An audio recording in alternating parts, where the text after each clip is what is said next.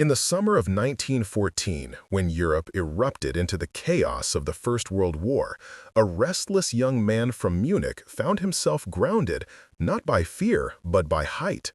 His name was Ernst Udet, and he was barely 18 years old.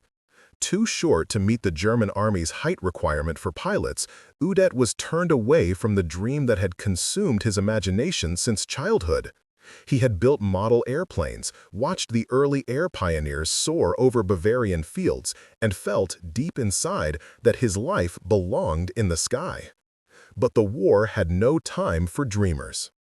Denied a pilot's seat, Udet enlisted as a motorcycle courier instead, racing across muddy, shell-torn roads, dodging artillery fire to deliver messages between frontline units. It was dangerous work, but it brought him close to the world he longed to enter. Every roar of an engine, every whisper of wind over open ground reminded him of the one thing he truly wanted: flight. In 1915, his persistence paid off. Udet earned his pilot's license at the Otto Aircraft Works in Munich, one of the few civilian aviation schools still functioning in wartime Germany. He soon joined the Bavarian Air Service, flying slow reconnaissance missions over enemy lines. It was tedious, uneventful duty, long hours aloft in fragile planes that offered little protection and less glory. Yet even in these early flights, his talent began to show.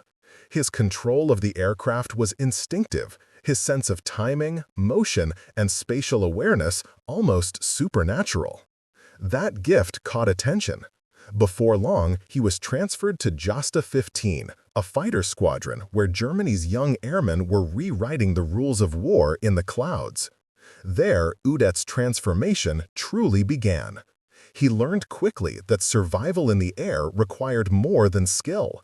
It demanded creativity, daring, and the ability to stay calm in the face of chaos.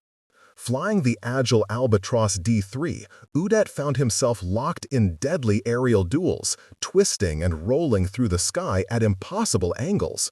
His first confirmed victory came in March 1917, a British two-seater that spiraled down in flames after a brief, brutal exchange. From that moment, Udet was hooked. He had tasted what every fighter pilot of the Great War sought: the intoxicating mix of fear, mastery, and power that came from facing death head-on and winning. As his victories mounted, Udet's reputation spread through the ranks of the German Air Service. He wasn't just another pilot, he was a natural showman, combining deadly precision with a flair for spectacle. His signature move, a near-suicidal head-on pass before flipping into a climb, became legendary. Some called him reckless, others called him brilliant, but all agreed Udet had something no training could teach. His rise caught the attention of Germany's most famous aviator, Manfred von Richthofen, the Red Baron himself. When Richthofen assembled his elite flying unit, Jagdgeschwader 1, known as the Flying Circus, Udet received an invitation to join. It was both an honor and a challenge. Richthofen admired Udet's skills, but clashed with his flamboyant personality. The Baron was disciplined, methodical, almost aristocratic. Udet was impulsive, playful, and irreverent, a man who laughed in the face of danger and loved the thrill of defiance. Still, beneath their differences lay respect. Richthofen recognized in Udet the spark of something rare, raw, creative genius in the cockpit. Under the Baron's mentorship, Udet refined his instincts into strategy. He learned to think ahead in a dogfight, to manipulate altitude and sunlight, to make the enemy's strength his weakness. By 1918, he had become one of Germany's deadliest aces, with 62 confirmed aerial victories, second only to Richthofen himself. When the Red Baron was killed in April that year, Udet inherited not just his fame, but also the impossible expectations that came with it. At only 22, he was a national hero, a symbol of the German sky, charming, fearless, and impossibly young. His Fokker D-7, painted in black with the word "Low" emblazoned across the fuselage, a tribute to his girlfriend Eleonora Zink, became one of the most recognizable planes of the war.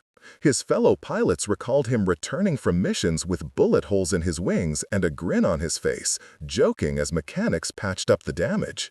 He even survived one of the first recorded emergency climbing pilots. Parachute jumps in combat, a feat that cemented his reputation for both luck and daring. The newspapers adored him. Civilians hung his photograph in shop windows. He was the embodiment of Germany's technological modernity and martial prowess, a knight of the air for the new industrial age. Yet even then, cracks began to show beneath the surface.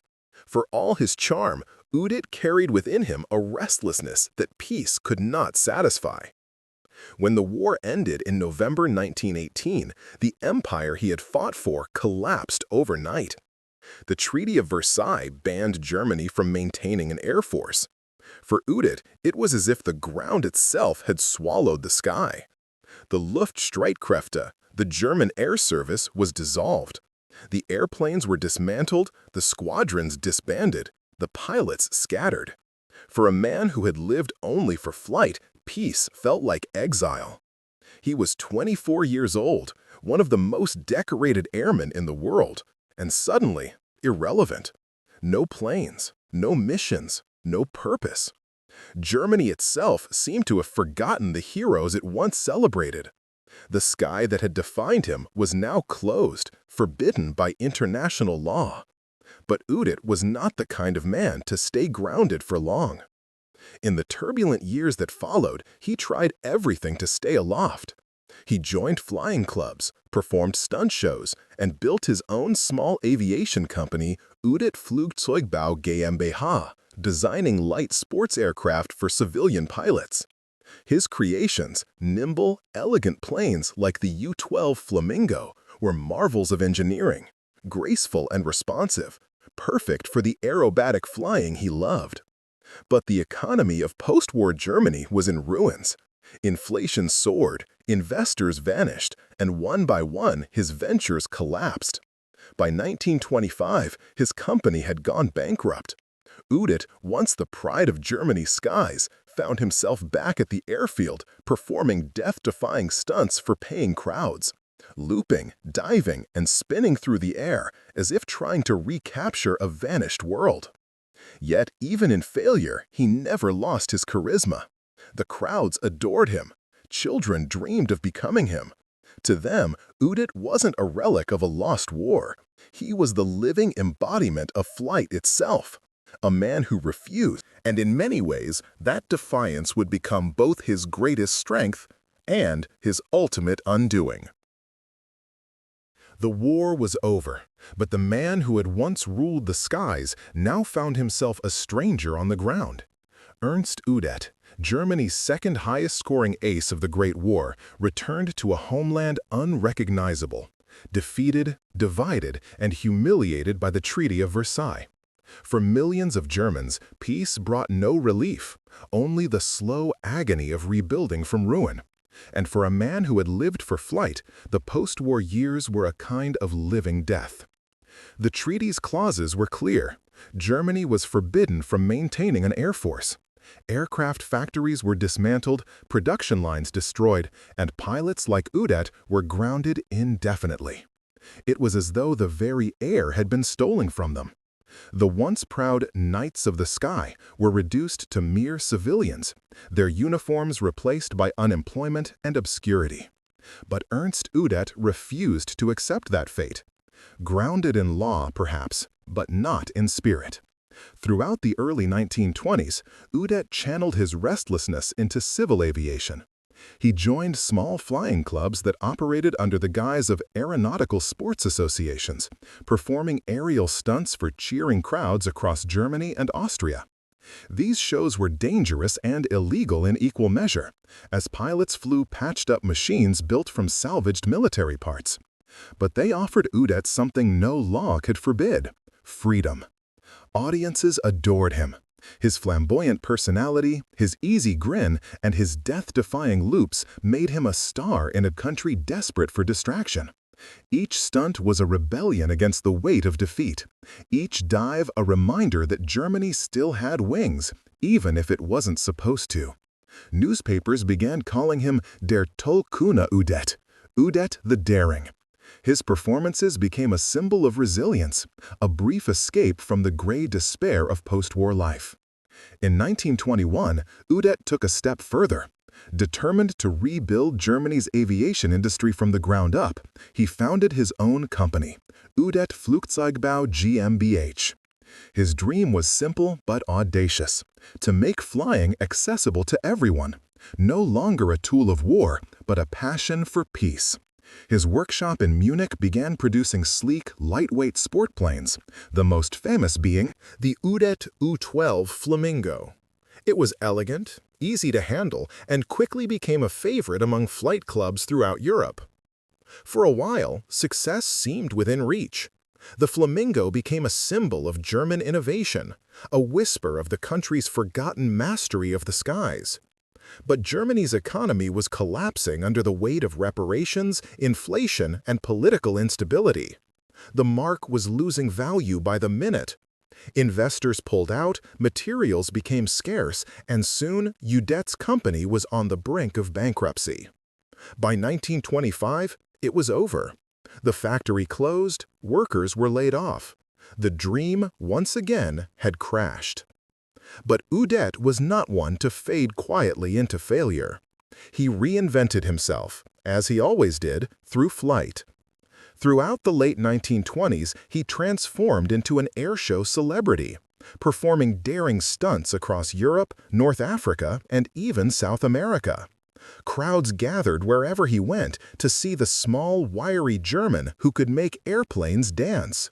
He became a pioneer of aerobatic flying, executing loops, barrel rolls, and inverted dives with unmatched grace.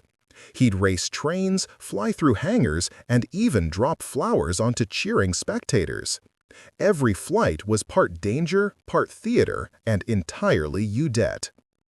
In 1931, he traveled to the United States to compete in international air races. There, he witnessed firsthand the astonishing advances of American aviation: powerful new engines, metal airframes, and sophisticated instrumentation.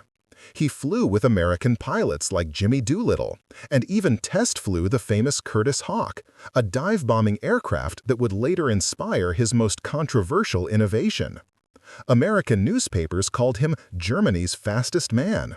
Hollywood producers called him something else: marketable. Udet's charisma caught the attention of Germany's growing film industry. He began working as a stunt pilot and technical consultant for adventure films such as Stürme über den Mont Blanc, Storm over Mont Blanc, and SOS Iceberg, SOS Iceberg. These were some of the earliest aviation epics: real planes, real danger, real altitude. In them, Udet flew through treacherous mountain passes, brushed the peaks of glaciers, and When Ernst Udet stepped into the marble corridors of the Reich's Luftwaffe Ministerium, the German Air Ministry, in 1934, he entered a world that was utterly foreign to him. Gone were the wind and freedom of the skies.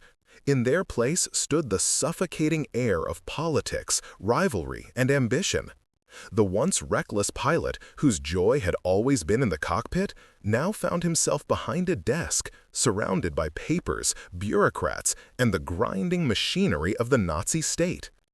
His old friend Hermann Göring, now the supreme commander of the Luftwaffe, greeted him not as a fellow ace, but as an instrument, a name that could lend legitimacy to Hitler's rapidly expanding war machine.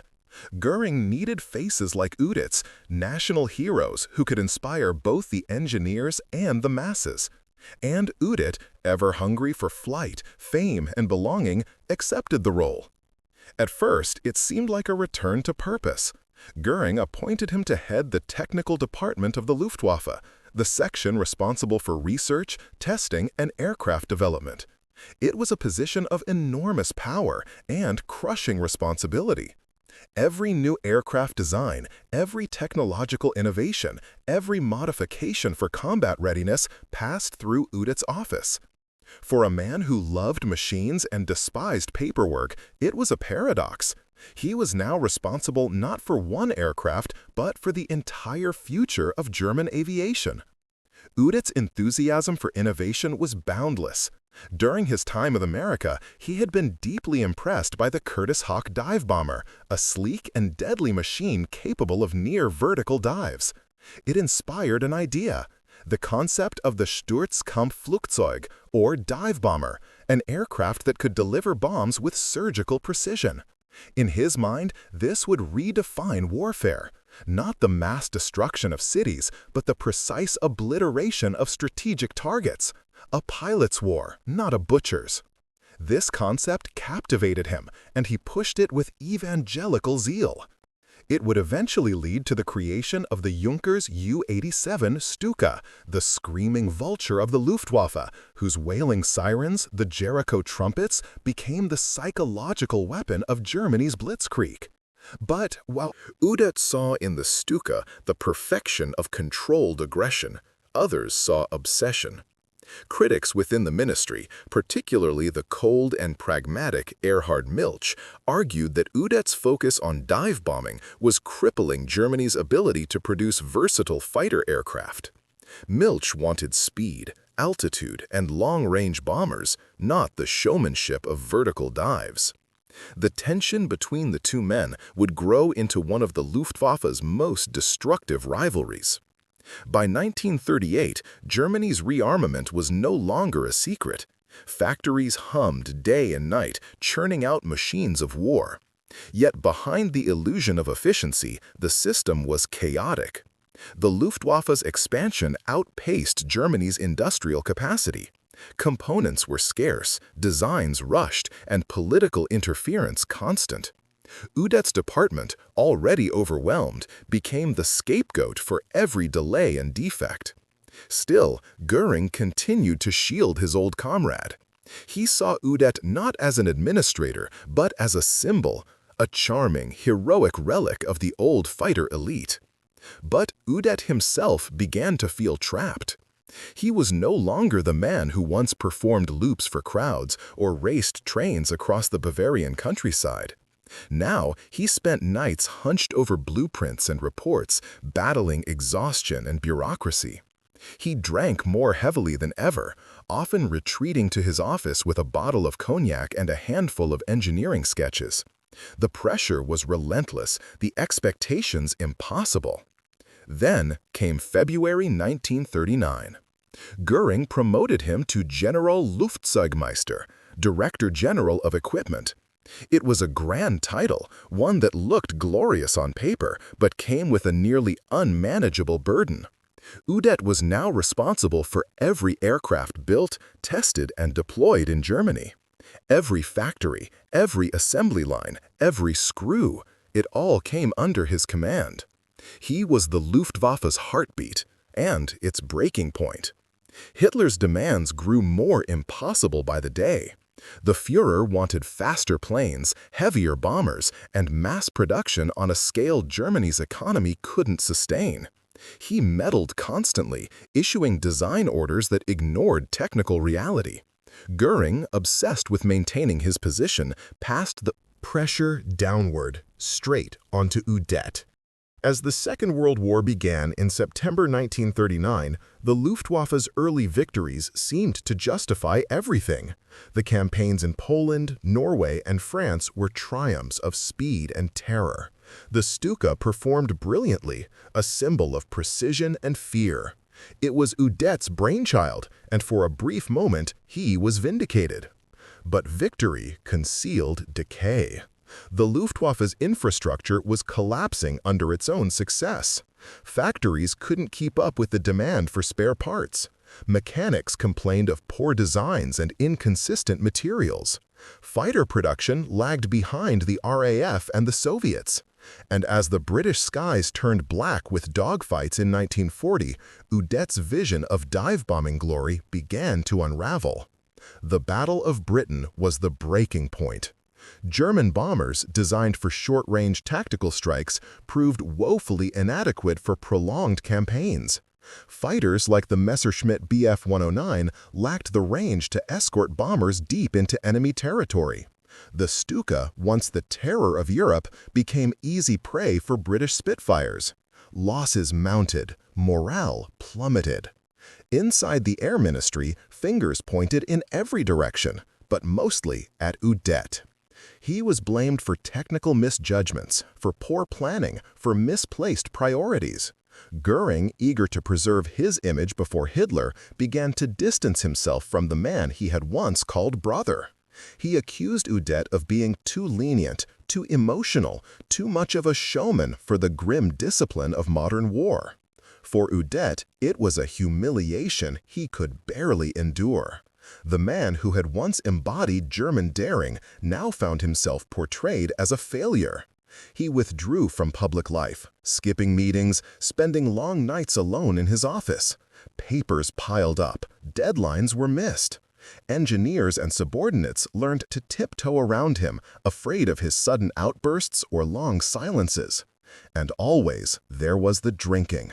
Heavier, darker, numbing. Yet even in despair, Udet continued to work. He tested new aircraft personally, often flying dangerous prototypes himself.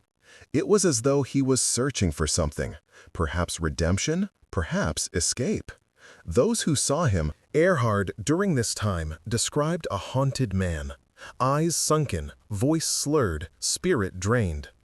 When the Luftwaffe's failures became impossible to ignore, Erhard Milch quietly moved to take control. Göring, ever the opportunist, allowed it. The knives were out, and Udet, the once celebrated hero, was left defenseless. Still, the final blow was yet to come. In 1941, Hitler prepared to launch Operation Barbarossa, the invasion of the Soviet Union. Udet was sent to the Eastern Front on an inspection tour. What he saw horrified him. The Soviet aircraft industry was vast, efficient, and modern, far stronger than Nazi propaganda had claimed. Germany, he realized, was unprepared for a long war of attrition. He returned to Berlin deeply shaken and warned Göring that the Luftwaffe could not sustain another extended campaign. Göring ignored him. Worse, he ridiculed him in front of others, calling him weak and defeatist. For Udet, it was the final betrayal. The man who had lived for flight now found himself trapped in a political storm, a cog in a machine that no longer needed his spirit or his skill. He had given everything to the Reich's Air Force, his mind, his talent, his health, and in return, it had consumed him. As autumn of 1941 turned to winter, Udet's letters and diary entries grew darker. He spoke of exhaustion, of guilt, of betraying the art of flying. His friends noticed his growing paranoia. He feared being arrested, blamed for failures he hadn't caused. The Luftwaffe's perfectionist dream had become a bureaucratic nightmare, and Udet was caught at its center. He was still surrounded by airplanes, engines, and blueprints, but for the first time in his life, flight no longer meant freedom. It meant failure. And the sky that had once lifted him now loomed like a ceiling he could no longer reach.